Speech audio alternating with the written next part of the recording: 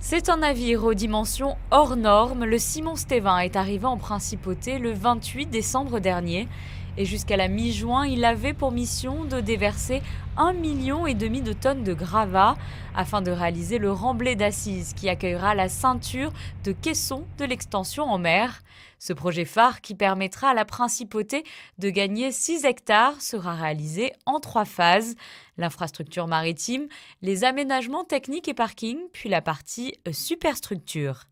C'est un full pipe vessel, comme on l'appelle dans le jargon technique. Ses mensurations laissent songeur avec ses 192 mètres de long. Il est le navire d'installation sous-marine de roche le plus imposant au monde. Lors de notre visite en avril dernier, les 2/3 de l'ouvrage étaient déjà mis en place. Nous sommes avec Tom qui est en charge de ce vaste projet à bord du Simon Stévin. Comment est-ce que ça se passe ici au quotidien de cet imposant navire? On voit que la sécurité est très importante, mais vous, on est au-dessus des différents tapis roulants. Quels sont les différents cheminements de toutes ces pierres qui viennent de la Fos-sur-Mer? En effet, on charge les pierres à Fos, une 30 000 tonnes par escale. Et en arrivant après 12 heures de navigation, on se met en position dynamique, donc le navire est contrôlé précisément pour se positionner exactement sur place.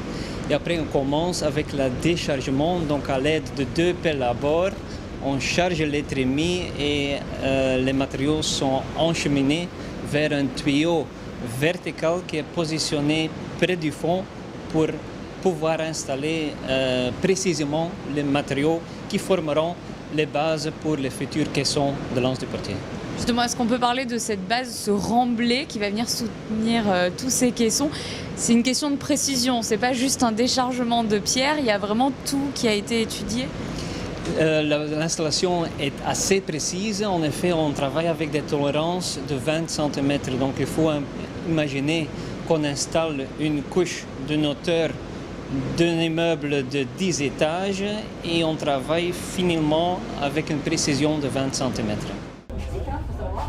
Depuis le poste de pilotage, nous avons une vue d'ensemble sur les 2 pelles mécaniques en charge de déverser les tonnes de gravats dans les cuves. Il leur faudra 20 heures pour engloutir les 30 000 tonnes récupérées lors de chaque voyage. C'est l'une des rares salles au calme à bord du Simon Stévin et pour cause, c'est ici que chaque manœuvre est calculée. Tout autour de nous se trouvent d'imposants ordinateurs et commandes de bord. Nous utilisons un système de navigation de positionnement dynamique. Donc c'est un ordinateur qui contrôle la position du bateau. Et notre travail est de superviser un peu ce que l'ordinateur fait. Donc vous pouvez le voir ici, nous avons les systèmes qui permettent de contrôler le navire. Tout est accessible depuis ce poste. Quand nous sommes en opération, on essaie de se regrouper avec les différentes équipes qui sont impliquées dans l'installation de pierres. C'est pour ça que ce poste-ci, nous ne l'utilisons que pour naviguer. Et pour les opérations, nous allons plutôt proche de nos collègues qui s'occupent de la bathymétrie et de l'installation des pierres à proprement dite. Une opération qui provoque forcément des remous et de la turbidité, ce qui explique la couleur que l'on a pu voir tout autour de ces travaux. Une nuisance en permanence mesurée par une série de bouées.